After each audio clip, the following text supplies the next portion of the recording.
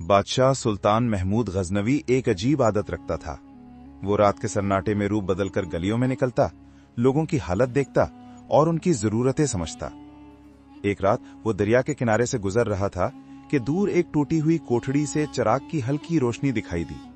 तजस्सुस में वो करीब गया तो देखा कि वहां 5 आदमी बैठे सरगोशियां कर रहे हैं। बादशाह ने भी भेस बदले हुए लहजे में पूछा, तुम कौन हो और रात के इस पहर यहां क्या कर रहे हो? एक आदमी ने हंसकर जवाब दिया, हम चोर हैं, आज रात बड़ा हाथ मारने का इरादा है।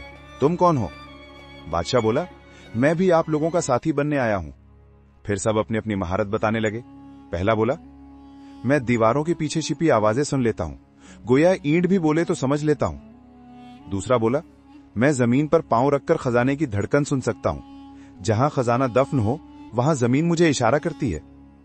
तीसरा बोला, मैं रेशम के धागे से भी ताला खोल सकता हूं, चाहे वो शाही कुफ्ल हो। चौथा बोला, मैं किसी की सांसों की आवाज से उसका नाम, नस्ल और उम्र बता सकता हूं। पांचवा बोला, मैं दूर की चलती हुई साया देखकर बता सकता हूं कि वो शख्स आगे जाकर क्या बनेगा। अब बादशाह की बारी आई। बादशाह मुस्कुराया और कहा, मेरी खुसूसियत यह है कि अगर मैं गर्दन झुका दूं तो किसी की जान बच सकती है, और अगर सीधा रखूं तो अदालत उसे रिहाई नहीं देती। सब तालियां बजाकर बोले, भाई तुम तो सबसे आला फन रखते हो, आज की रात हम सब कामयाब रहेंगे। वो 5 शाही खजाने की तरफ रवाना हुए। रास्ते में एक घोड़ा जोर से हिनहिनाया। पहला चोर फौरन बोला, ये चौकीदार जानवर कहता है कि हमारी टोली में कोई बहुत बड़ा आदमी है, शायद बादशाह की खुशबू आ रही है। बादशाह ने हल्की हंसी दबाई और खामोश रहा। खजाने तक पहुंचकर जमीन सूने वाले ने जगह बता दी, ताला खोलने वाले ने कुफ्ल खोल दिया, बाकियों ने माल बटोरा। बादशाह ने हर एक का चेहरा और नाम दिल में महफूज कर लिया।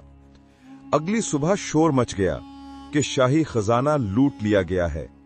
बादशाह ने फौरन हुक्म दिया, 5 चोर गिरफ्तार किए जाएं।